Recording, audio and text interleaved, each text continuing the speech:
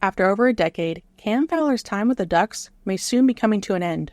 Both he and the team are working in the early stages of exploring trade options in what Sportsnet Elliotte Friedman described as a positive working environment on Friday's episode of the 32 Thoughts podcast.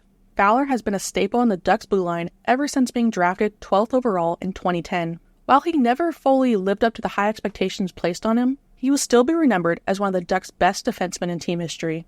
Fowler is currently third on the Ducks' all-time games played list with 974, trailing only Corey Perry and Ryan Getzlaf. He also holds the franchise records among defensemen in goals, assists, and points. However, there's no denying that his play has declined year after year. He never really fully recovered after his knee injury in 2017. Fowler has always had to shoulder a heavy workload. He has never played below 20 minutes in his career. He also rarely has had a consistent D partner. I think the best he had was Ben Lovejoy, but that was short-lived. More often, he's been paired with a bottom-pairing defenseman or a young rookie. In a reduced role, with a consistent partner, there's still a chance Fowler could thrive again. He has 2 years at $6.5 million a year left on his contract, which includes a 4-team trade list. So basically, a 28-team no-trade clause. But according to Friedman, he is willing to waive it so the Ducks have more options for him to be dealt. If the Ducks were to retain 50%, Fowler at $3.25 million as a second or third pairing could actually be an appealing option for a playoff team. The problem is, Verbeek has been reported as not wanting to retain any salary, and it doesn't really seem possible to move him without a retention in salary. I know I've joked about Fowler being a pylon on the ice during last season, but the truth is, I'll be sad when he leaves. Even though he's from Michigan, he fit that Cali vibe perfectly.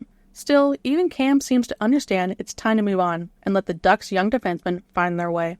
Mentally, he looked checked out last season, from skating away from scrums while his teammates fought, to looking disinterested on the bench. It's clear something has to change. Friedman also mentioned Gibson in the same boat as Fowler, but that's not really new. It truly will be an end of an era when they both get traded, but I'll believe it when I see it. The last thing Elliotte Friedman mentioned was that he thinks Gudas will be the next captain for the Ducks, kinda doubling down on his written piece from a few days ago. Some other Ducks news. The Ducks gave some injury updates on Beckett Seneca and Tomas Sukanek. Training camp hasn't even started yet, and here we go.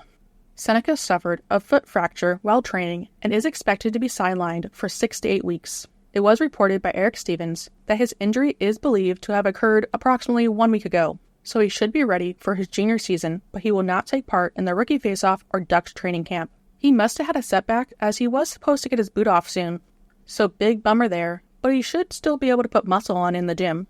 Sukanek had successful surgery to repair a ruptured ACL and is expected to be out approximately 6 to 8 months. Ouch. He will miss most, if not all, of this upcoming season, which is why they signed Oscar Dansk to a 1-year, 2-way contract to split the workload with Kling in the AHL.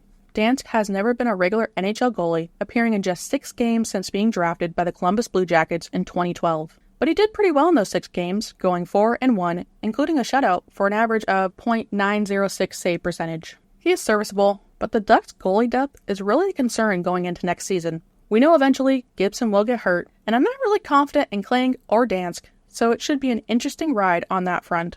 Thank you to our members. Let me know your thoughts in the comments down below. And thank you for watching, and go Ducks! It's so him. It's so him.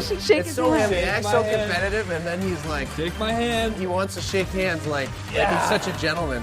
Congrats, Cam. He had a 50% chance.